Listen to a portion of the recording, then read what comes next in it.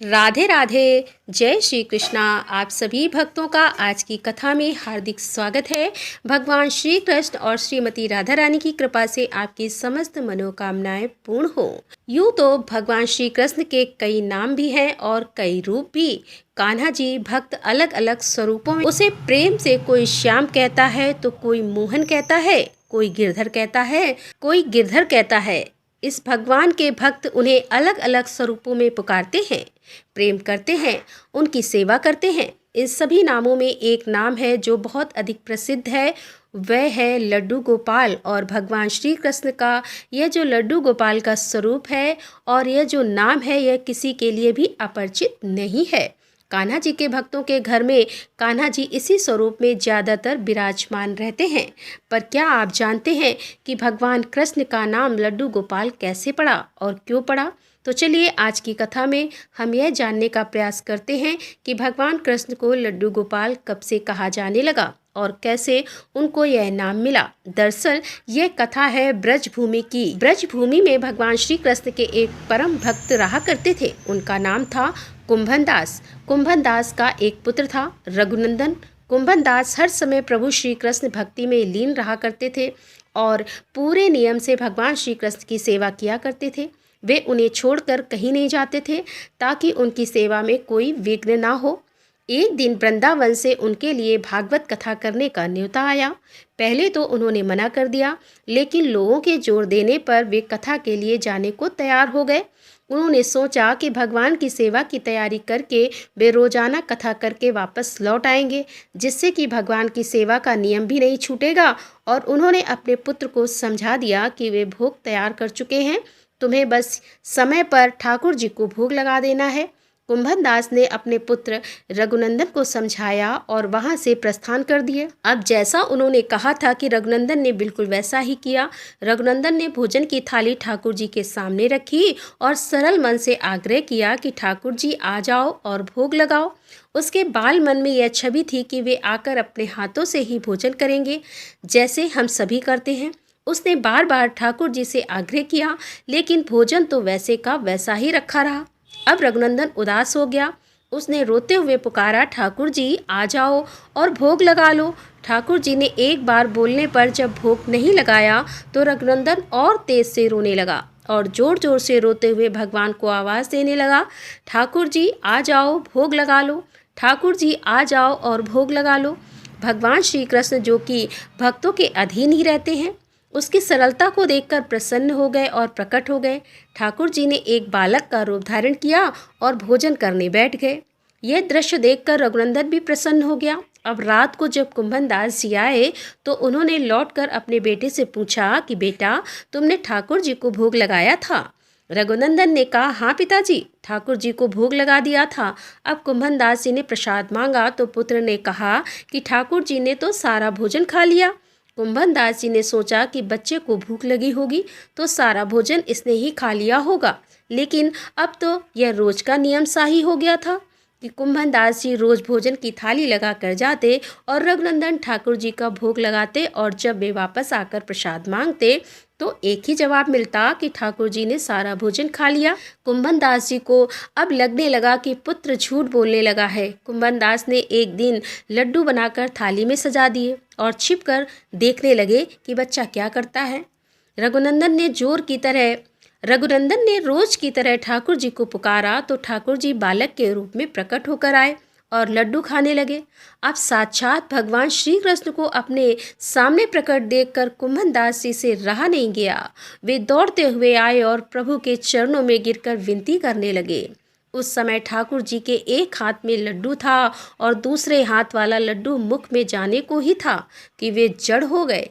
इसके बाद से ही उनकी इसी रूप में पूजा की जाती है और वे लड्डू गोपाल कहलाते हैं। प्रेम से बोलिए, सबके प्यारे श्री लड्डू गोपाल की जय। यह तो हम सभी जानते हैं कि प्रभु श्री कृष्ण ने गोपियों के साथ बहुत लीलाएं की हैं। श्री कृष्ण गोपियों की मटकी फोड़ते और माखन चुराते और गोपियाँ श्री कृष्ण का उल्हाना लेकर यशोदा मैया के पास जाती। ऐसा बहुत बार हुआ। कई बार यशोदा मैया गोपियों को डांट कर ही भगा देती और कई बार कृष्ण को भी डांट पड़ती। तो एक बार की बात है कि यशोदा मैया प्रभु श्री कृष्ण के उल्लास से तंग आ गईं और छड़ी लेकर श्री कृष्ण की ओर दौड़ी। जब प्रभु ने अपनी मैया को क्रोध में देखा तो वह अपना बचाव करने के लिए भागने लगे और भागते भागते श्री कृष्ण एक कुम्हार के पास पहुँचे। अब कुम्हार तो अपने मिट्टी के घड़े बनाने में व्यस्त था, लेकिन जैसे ही कुम्हार ने भगवान श्री कृष्ण को देखा तो वह बहुत प्रसन्न हुआ। कुम्हार जानता था कि भगवान श्री कृष्ण साक्षात परमेश्वर हैं। जब प्रभु ने कुम्हार से कहा कि कुम्हार जी, आज मेरी मैया मुझ पर बहुत क्रोधित है। मैया छड़ी लेकर मेरे पीछे पीछे ही आ रही है। भैया, कहीं छुपने की जगह हो तो मुझे छुपा लो। तब कुम्हार ने प्रभु श्री कृष्ण को एक बड़े से मटके के नीचे छुपा दिया। अब कुछ ही क्षणों में मैया यशोदा भी वहां आ गई और कुम्हार से पूछने लगी कि क्यों रे कुम्हार, तूने मेरे कन्हैया को कहीं देखा है क्या? कुम्हार ने कह दिया कि नहीं मैया, मैंने कन्हैया को नहीं देखा। भगवान श्री कृष्ण यह सभी बातें बड़े से घड़े के नीचे छुपकर सुन रहे थे। मैया तो वहां से चली गई। अब प्रभु श्री कृष्ण कुम्हार से कहते हैं, कुम्हार जी, यदि मैया चली गई हो तो मुझे इस घड़े से बाहर निकालो। कुम्हार बोला, ऐसे नहीं प्रभु जी, पहले मुझे 84 लाख योनियों के बंधन से मुक्त करने का वचन दो।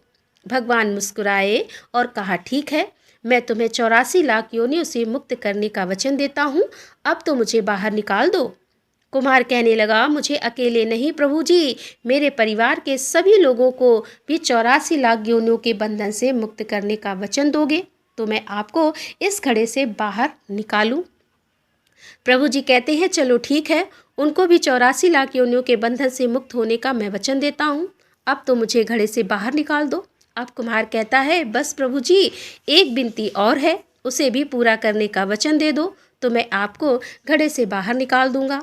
अब भगवान फिर से मुस्कुराए और बोले, वो भी बता दे क्या कहना चाहता है। कुम्हार कहने लगा, प्रभु जी, जिस घड़े के नीचे आप छुपे हो उसकी मिट्टी मेरे बैलों के ऊपर लाद के लाई गई है, तो मेरे इन बैलों को भी 84 के बंधन से मुक्त करने का वचन दो। भगवान ने कुम्हार के प्रेम पर प्रसन्न होकर उन बैलों को भी 84 के बंधन से मुक्त होने का वचन दिया। प्रभु बोले, अब तो तुम्हारी सारी इच्छा पूरी हो गई है, तो अब तो तुम मुझे इस घड़े से बाहर निकाल अब तो तुम मुझे इस घड़े से बाहर निकाल दो। तब कुम्हार कहता है, अभी नहीं भगवान, बस एक अंतिम और उससे भी पूरा कर दीजिए, फिर मैं आपको घड़े से बाहर निकाल दूंगा। तब प्रभु श्री कृष्ण ने कहा, बताओ तुम्हारी अंतिम इच्छा क्या है। कुमार ने कहा कि जो भी प्राणी हम दोनों के बीच के इस संवाद को सुनेगा उसे भी आप 84 लाख के योनियों के बंधन से मुक्त करोगे। बस यह वचन दे दो तो मैं आपको इस घड़े से बाहर निकाल दूंगा। कुम्हार की प्रेम भरी बातों को सुनकर भगवान श्री कृष्ण बहुत प्रसन्न हुए और कुम्हार की इस इच्छा को भी पूरी करने का वचन दिया। फिर कुम्हार ने बाल श्री कृष्ण को घड़े से बाहर निकाल दिया, उनके चरणों में साष्टांग प्रणाम किया, प्रभु श्री कृष्ण के चरण धोए और चरणामृत लिया और पूरे घर में, पूरी झोपड़ी में चरणामृत का छिड़काव किया और प्रभु जी के गले लगकर इतना रोए कि प्रभु में ही विलीन हो गए। अब जरा विचार कीजिए कि जो बाल श्री कृष्ण 7 कोस लंबे चौड़े गोवर्धन पर्वत को अपनी इस उंगली पर उठा सकते हैं, तो क्या वह एक घड़ा नहीं उठा सकते थे? लेकिन बिना प्रेम रीझे नहीं नटवर नंद किशोर, कोई कितना भी यज्ञ करे, कोई कितने भी अनुष्ठान करे, कितना भी दान करे, चाहे कितनी भी भक्ति करे, लेकिन जब तक मन में प्राणी मात्र के लिए प्रेम नहीं होगा, प्रभु श्री कृष्ण मिल नहीं सकते। इसीलिए चराचर जगत में जो भी प्राणी है सबसे प्रेम करना चाहिए, क्योंकि छोटी सी चींटी हो या बड़ा सा हाथी, हर जीव में ईश्वर उतना ही कण विद्यमान है। और अगर इस कहानी को हम ध्यान से सुने तो एक चीज़ बहुत स्पष्ट रूप से समझ में आती है कि कुम्हार चाहता तो प्रभु से बहुत कुछ मांग सकता था, दौलत, शोहरत, नाम, यश, सब कुछ, लेकिन उसने प्रभु से मांगा 84 के चक्कर से मुक्ति का वरदान, क्योंकि बाकी सभी चीज़ें नश्वर हैं, यथार्थ शाश्वत सत्य है प्रभु में मिलन। और जब प्रभु से मांग रहे हैं तो फिर छोटी छोटी चीज़ें क्यों, प्रभु में मिलन क्यों ना मांग लिया जाए। और जब एक बार प्रभु की कृपा हो जाएगी तो बाकी सभी चीज़ें तो वैसे भी प्रभु दे देंगे। इसीलिए प्रभु से प्रभु की भक्ति ही मांगी जाए, बाकी सभी चीज़ें उनकी कृपा पर ही छोड़ दी जाएं। इस विषय में आपके क्या विचार हैं? कमेंट बॉक्स में ज़रूर बताइए। प्रेम से बोलिए ठाकुर जी की जय। और अब आप सुनेंगे श्री नारायण कवच। भगवान श्री हरि गरुड़ जी के पीठ पर अपने चरण कमल रखे हुए हैं, जिनकी 8 सिद्धियाँ अणिमा, महिमा, गरिमा, लघिमा, प्राप्ति, प्राकम्य, ईश्वत्व और वशित्व सेवा कर रही हैं, तथा जो अपने 8 हाथों में शंख, चक्र, ढाल, तलवार, गदा, बाण, धनुष और पास धारण किए हुए हैं, वे ओमकार स्वरूप प्रभु सब प्रकार से मेरी रक्षा करें। मत्स्य मूर्ति भगवान जल के भीतर जल जंतु रूपी वरुणापात से मेरी रक्षा करें। माया से ब्रह्मचारी का रूप धारण करने वाले वामन भगवान स्थल पर और विश्व रूप श्री त्रिविक्रम भगवान आकाश में मेरी रक्षा करें। जिनके भयंकर अट्टहास करने पर सभी दिशाएं गुंजायमान हो उठी हों और दैत्यों के गर्भवती पत्नियों के गर्भ गिर गए थे, वे दैत्य पतियों के शत्रु भगवान नरसिंह किले, वन, युद्ध स्थल आदि विषम स्थानों में मेरी रक्षा करें। अपनी दाढ़ों पर पृथ्वी को धारण करने वाले यज्ञ मूर्ति वराह भगवान मार्ग में, परशुराम भगवान पर्वतों के शिखरों पर तथा श्री लक्ष्मण और भरत के बड़े भाई भगवान श्री रामचंद्र प्रवास के समय मेरी रक्षा करें। भगवान नारायण मारण मोहन आदि भयंकर अविचारों और सब प्रकार के प्रमादों से मेरी रक्षा करें। ऋषि श्रेष्ठ नर गर्व से योगेश्वर भगवान दत्तात्रेय योग के विघ्नों से और त्रिगुणाधिपति भगवान कपिल कर्म बंधनों से मेरी रक्षा करें। परम ऋषि सनत कुमार कामदेव से और भगवान है ग्रीव मार्ग से गुजरते समय देव मूर्तियों को नमस्कार आदि न करने के अपराध से देव ऋषि नारद देव पूजा के समय संभावित सेवा अपराधों से और भगवान कच्छप सभी तरह के नरकों से मेरी रक्षा करें। मैं ऋषि वेद व्यास जी अज्ञान से तथा बुद्ध देव पाखंडियों के द्वारा फैलाए गए प्रमाद से मेरी रक्षा करें। धर्म की रक्षा हेतु महान अवतार धारण करने वाले भगवान कलिक पाप बहुल कलिक युग के दोषों से मेरी रक्षा करें। भगवान कलिक पाप बहुल कलयुग के दोषों से मेरी रक्षा करें। प्रातः काल भगवान केशव अपनी गदा से दिन के दूसरे भाग चढ़ जाने पर भगवान गोविंद अपनी बांसुरी लेकर दिन के तीसरे भाग दोपहर के पहले भगवान नारायण अपनी तीक्ष्ण शक्ति लेकर तथा दिन के चौथे भाग मध्यकाल को भगवान विष्णु चक्रराज सुदर्शन लेकर मेरी रक्षा करें। दिन के 5वें भाग अपराह्न काल में अपना प्रचंड धनुष लेकर भगवान मधुसूदन मेरी रक्षा करें। छठे भाग सायकाल में ब्रह्मा आदि त्रिमूर्तिधारी माधव, रात के 6ठे भाग में प्रथम भाग प्रदोष काल में ऋषिकेश, रात के दूसरे भाग में अर्धरात्रि के पूर्व तथा अर्धरात्रि के समय अकेले भगवान पद्म नाम मेरी रक्षा करें। रात्रि के चौथे भाग पिछले पहर में श्री वत्स लांछन श्रीहरि, रात में 5वें भाग उषा काल में खड़गधारी भगवान जनार्दन, रात के 6ठे भाग में सूर्योदय से पूर्व श्री दामोदर और संपूर्ण संध्याओं में कालमूर्ति भगवान विश्वेश्वर मेरी रक्षा करें। हे सुदर्शन, आपका आकार चक्र की तरह है, आपके किनारे का भाग प्रलयकालीन अग्नि की तरह अति तीव्र है। आप भगवान की प्रेरणा से सब ओर भ्रमण करते रहते हैं, जैसे आग वायु की सहायता से सूखे घास फूस को जला डालती है, वैसे ही आप हमारी शत्रु सेना को शीघ्र से जला दीजिए, जला दीजिए। हे कौमोद की गदा, आपसे छूटने वाली चिंगारियों का स्पर्श वज्र के समान असह्य है। हे भगवान अजीत की प्रिया, मैं आपका सेवक हूँ, इसीलिए आप कुष्मांड विनायक यक्ष राक्षस भूत और प्रेतादि ग्रहों को अभी कुचल डालिए तथा मेरे शत्रुओं को चूर चूर कर दीजिए।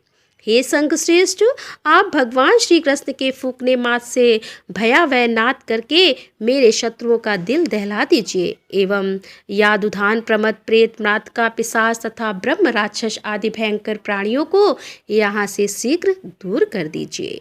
हे भगवान की खड़ग श्रेष्ठ नंदक, आपकी धार बहुत तीक्ष्ण है, आप ईश्वर की प्रेरणा से मेरे शत्रुओं को छिन्न भिन्न कर दीजिए। भगवान की प्यारी ढाल, आप में सैकड़ों चंद्राकार मंडल हैं, आप पाप दृष्टि रखने वाले मेरे शत्रुओं के नेत्रों को बंद कर उन्हें सदा के लिए अंधा बना दीजिए।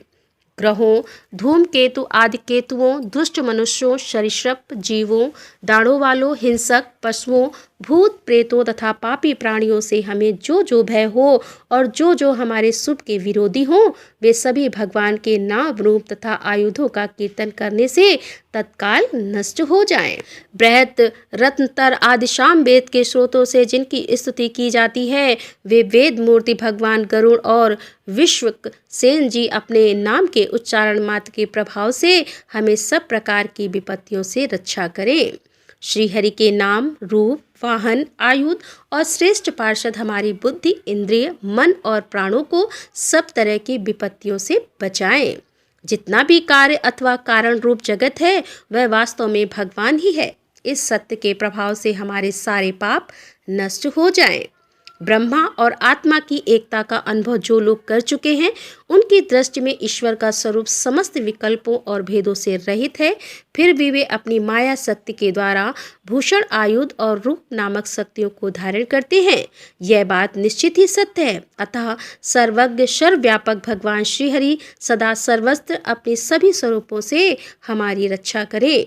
जो अपने भयंकर अट्टहास से सब लोगों के भय को समाप्त कर देते हैं और अपने तेज से सबके तेज का ग्रास कर लेते हैं, वे भगवान नरसिंह दिशा विदिशा, नीचे ऊपर बाहर भीतर सब ओर से हमारी रक्षा करें। देवराज इंद्र, मैंने तुम्हें यह नारायण कवच सुना दिया। अब तुम इस कवच से अपने को सुरक्षित कर लो, बस फिर तुम अनायास सब दैत्यपतियों को जीत लोगे। इस नारायण कवच को धारण करने वाला पुरुष जिस किसी को भी अपनी आंखों से देख लेता है अथवा पैरों से भी छू लेता है, वह तत्काल ही समस्त भयों से मुक्त हो जाता है। इस वैष्णवी विद्या को धारण कर लेने वाले को राजा, डाकू, प्रेत, पिशाच और बाघ आदि हिंसक जीवों से कभी किसी प्रकार का डर नहीं होता। देवराज, पुरातन काल की बात है कि एक कौशिक गोत्र के ब्राह्मण ने इस विद्या को धारण करके योग धारणा से अपना शरीर मरुभूमि में त्याग दिया। जिस स्थान पर उस ब्राह्मण का मृत शरीर पड़ा था, उसके ऊपर से एक दिन गंधर्वराज चित्ररथ अपनी स्त्रियों के साथ विमान पर बैठकर निकले। इस स्थान पर आते ही वे नीचे की ओर सिर किए विमान सहित आसमान से धरती पर गिर पड़े। ऐसा होने पर उनके आश्चर्य की सीमा न रही।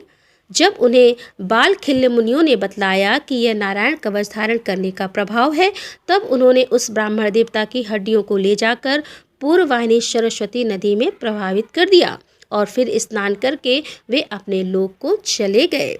श्री सुखदेव जी कहते हैं कि हे परीक्षित, जो भी मनुष्य इस नारायण कवच को समय पर सुनता है और जो आदर पूर्वक इसे धारण करता है, उसके समक्ष सभी प्राणी आदर से अपना सर झुका देते हैं और वह सब प्रकार के भयों से मुक्त हो जाता है। परीक्षित, इस तरह सत्कृत इंद्र के आचार्य विश्वरूपी से यह नारायण कवच रूपी वैष्णवी विद्या प्राप्त करके रणभूमि में असुरों को जीत लिया और वे त्रैलोक लक्ष्मी का उपभोग करने लगे। श्री नारायण कवच संपूर्ण हुआ। तो दोस्तों, मिलते हैं अगले वीडियो के साथ। तब तक के लिए राधे राधे, जय श्री कृष्णा, हर हर महादेव, जय भोलेनाथ की।